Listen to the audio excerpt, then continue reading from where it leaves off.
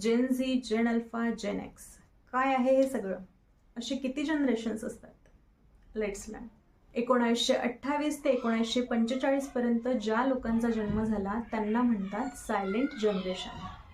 1946 ते 1964 पर्यंत ज्यांचा जन्म झाला त्यांना म्हणतात बेबी बूमर. 1965 ते 1980 पर्यंत जे लोक जन्माला आले त्यांना म्हणतात जेन एक्स म्हणजेच जनरेशन एक्स.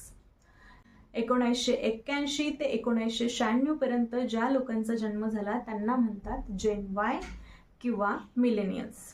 आणि 1997 ते 2012 पर्यंत ज्यांचा जन्म झाला त्यांना म्हणतात जेन झी म्हणजेच जनरेशन झी. आणि 2013 ते 2025 म्हणजेच आतापर्यंत जे जन्माला आले त्यांना म्हणतात जेन अल्फा म्हणजेच जनरेशन अल्फा. तुमचं कुठलं जनरेशन आहे हे कमेंट करून सांगा.